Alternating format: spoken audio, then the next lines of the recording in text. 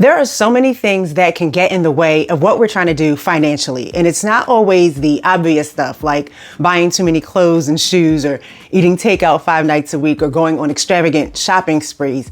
A lot of times it's these little drips, these small expenses and habits and behaviors that just siphon money out of our pockets without us even realizing how much they're adding up. And those little drips can keep us from accomplishing the very things we're trying to do financially, whether that's building an emergency fund or saving for something special or getting ahead on bills or paying off debt or just creating a little breathing room in our budget. When people talk about spending leaks, we usually hear about the same things over and over and over again. Cancel your subscriptions or stop buying coffee or cut back on eating out.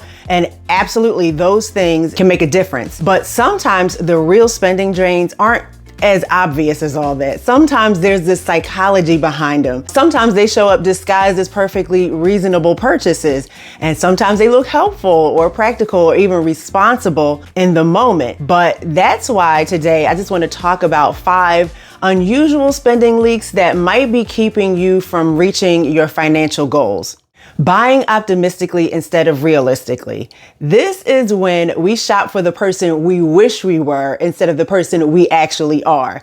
You know what I'm talking about. It's when you buy ingredients for a recipe that requires 17,000 steps and 3 million specialty spices and a chef's hat and an apron that says smoking hot wokmaster. And then Monday happens and you end up just eating the hamburger helper you already had in the cabinet. It doesn't just happen with food either. It happens with planners, exercise equipment, craft supplies, hair products, books. We buy things thinking this is going to help me become the kind of person who does this thing. But if we're honest, sometimes we're shopping for an imaginary version of ourselves that has this unlimited energy and unlimited motivation and apparently no other responsibilities. And I know this one personally because I'm a creative person. I can walk into a craft store and immediately see 6 new projects I could start and 3 new skills I could master before next Thursday. But the problem isn't the purchase itself. The problem is buying things for a future version of ourselves without asking whether they fit our actual life right now. And one of the best questions that I've learned to ask is, would the current version of me realistically use this thing? Not the organized version, not the highly motivated version, not the version that wakes up at 6 a.m. ready to prep all my meals for the week. The real version, the version standing in the store right now. That question alone can save a surprising amount of money. Replacing problems instead of solving them. And this one can get you because sometimes many of the purchases feel completely justified.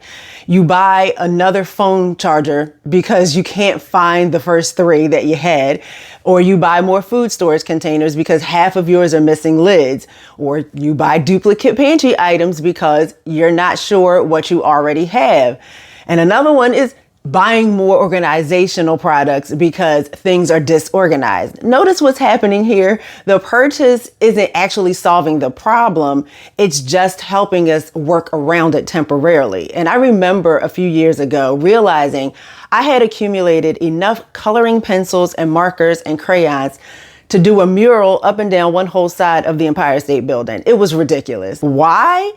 Because I could never remember where they were. So I kept buying more. And the problem obviously wasn't a lack of coloring tools.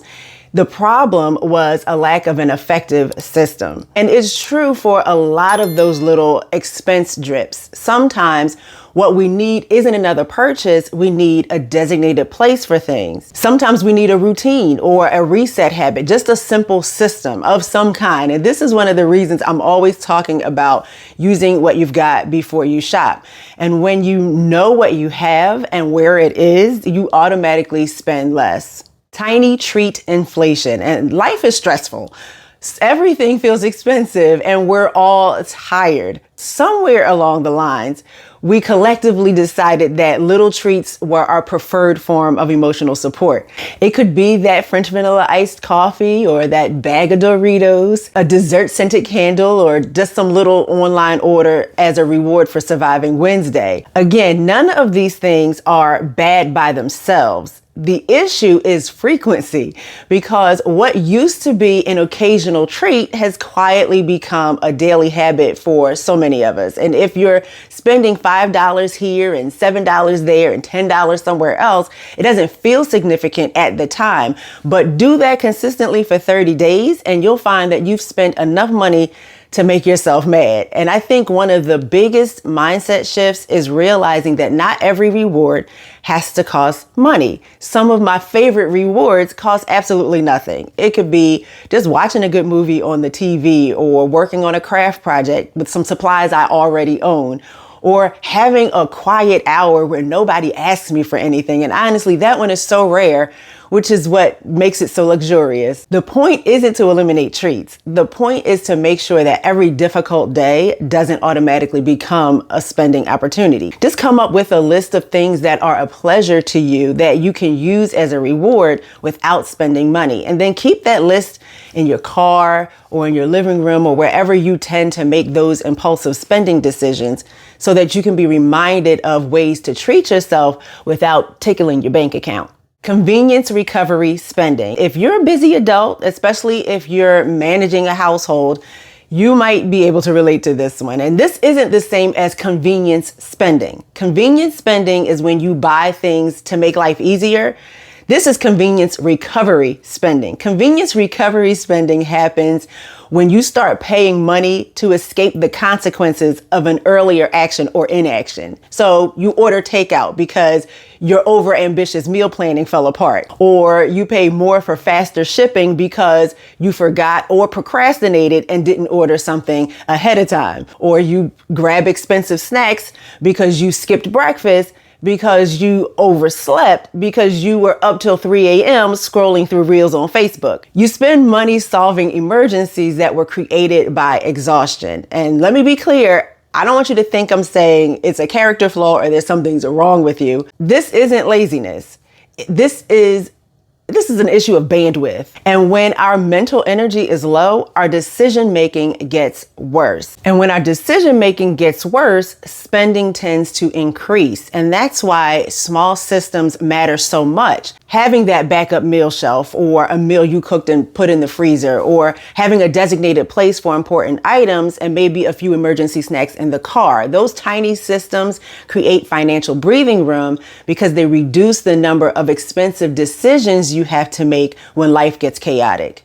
Delayed decision spending. And this is one I had to learn to fix the hard way. Delayed decision spending happens when we avoid a small decision today and end up paying for it later. Maybe you avoid checking the pantry and now you bought duplicates of stuff you already had in there, or you avoid opening that bill and now there's a late fee attached to it, or you delayed scheduling that car maintenance and now the repair costs are higher, or you delayed returning the item and now you're stuck with something you can't use. Delay and avoidance, they feel free in the moment, but they often come with a price tag later. And I've learned that many money problems don't start as money problems. They start as postponed decisions. The longer we wait, the more expensive those decisions often become. And that's why one of the most frugal habits you can develop is simply dealing with small things while they're still small. Not because it's fun, because it usually isn't, but because future you deserves a break. And future you will probably appreciate not inheriting a bunch of expensive problems that could have been handled with a 10-minute decision. At the end of the day, all 5 of these spending leaks have something in common. They're easy to miss. And nobody wakes up in the morning and says, you know what, today I think I'd like to slowly drain my budget with a series of small decisions. And yet that's exactly what can happen when these habits go unnoticed month after month. The good news is that once you identify a leak, you can start plugging it, and you don't have to fix everything at once. I'd rather see you find one leak and then do something about it than try to overhaul your entire financial life by next Tuesday. I'd love love to know in the comments which one of these spending drains shows up most often in your life. And if this video made you realize that you might have a few more money leaks hiding in plain sight, I've put together a free resource called the 3-Day Frugal Reset Quick Start. And it's just designed to help you quickly identify some of those biggest everyday money drains, start using what you have already, and create a little bit more breathing room in your budget without feeling completely deprived. And you can download that using the link in the description. And remember, the goal isn't perfection. The goal is always progress. Every dollar you stop allowing to leak away is a dollar you can put towards something that actually matters to you. And as always, use what you've got before you shop, and I'll see you next time. Bye.